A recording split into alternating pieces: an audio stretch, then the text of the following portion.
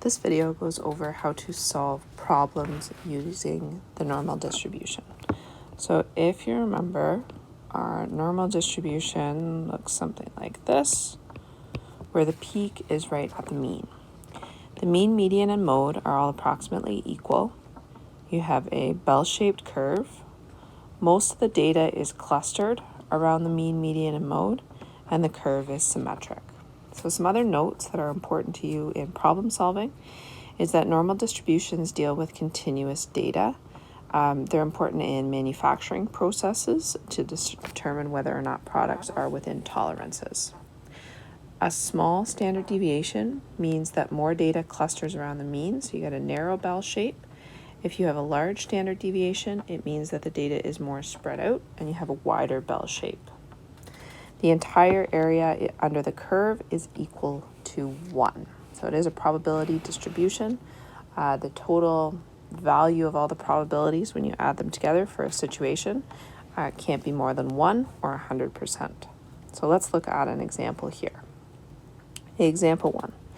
The heights of university females are normally distributed with a mean of 165 centimeters and a standard deviation of 15 centimeters.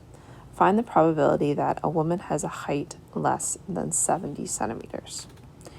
So what I'm going to do here is just a little sketch. And the first thing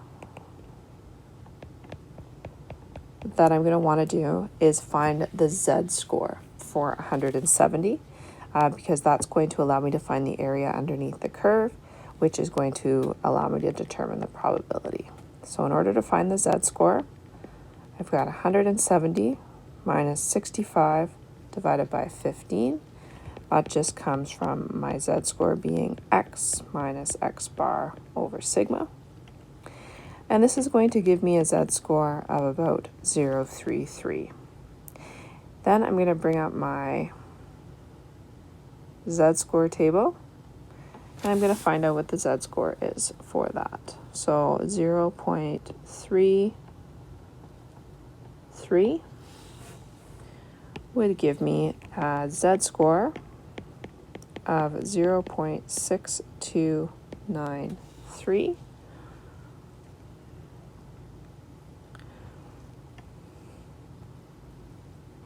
So therefore, the probability is 0.6293 of a height that is less than 170 centimeters, because that is the area underneath the curve for that particular z-score for the corresponding height. Now let's look at another example here, a height greater than 157 centimeters. So again, I'm going to draw my sketch. So I know my mean is 165, so I'm going to draw my curve again. 157 is a little bit less than the mean. So this time I'm looking for this area right here. So I'm going to start by finding the z-score for my height. So 157 minus 165 over 15 is going to give me a z-score of minus 0.53. Now I'm going to pull up my z-score table again to find that matching z-score.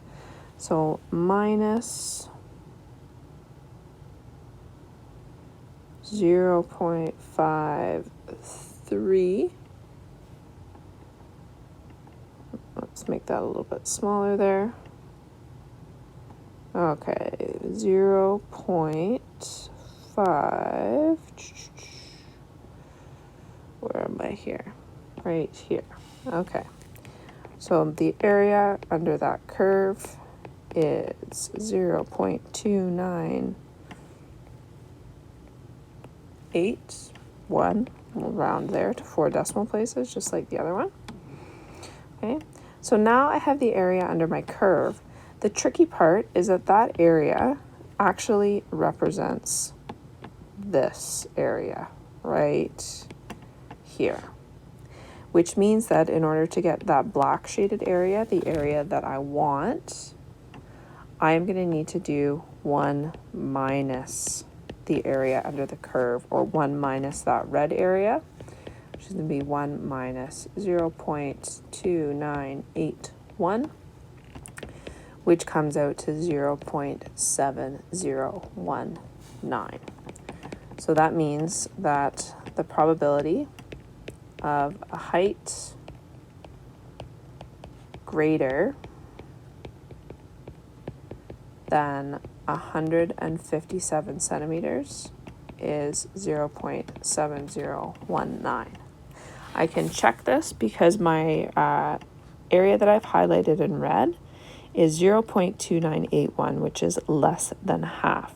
If this was my black area that I have shaded in over here, this represents more than half. It goes all the way from the right side over the mean. So I know that that value has to be greater than 0.5. This is not, so I know that I'm looking for the other side. Let's do one more example. The distance of an arrow from the center of a target is normally distributed with a mean of 6 centimeters and a standard deviation of 2 centimeters.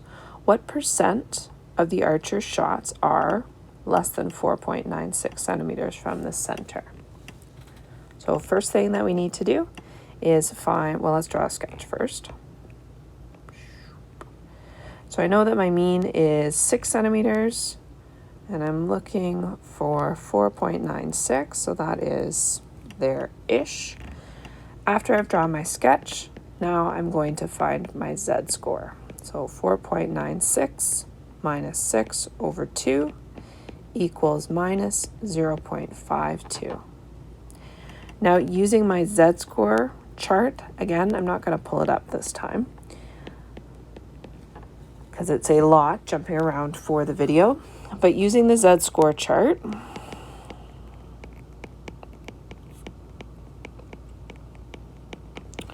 I would get the area under that part of the curve is 0.3015, which tells me that about 30% of the shots will land less than 4.96 centimeters from the center. And finally, we're going to do the percentage of shots that land more than 9 centimeters from the center. So I do my curve. Okay, 9 centimeters. So I've got here, and I'm going to shade it in black. That's the area that I'm looking for. And so once I've drawn my sketch, I'm going to find the z-score,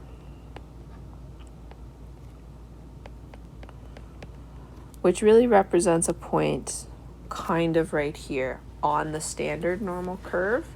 And what we're doing is we're shifting it so that we can compare, and we can use that 68, 75, 99 rule to get everything together. So once I have my z-score, then I'm going to use my z-score table, and you should find that it's 0.9332. But again, just like the second part of my example at the top, what that tells me, that area, the area always counts up from the left. So the area that I've shaded in red covers 93% of the shots. So what I really want is 1 minus AZ, or 1 minus 0.9332, which is going to give me about 0.0668.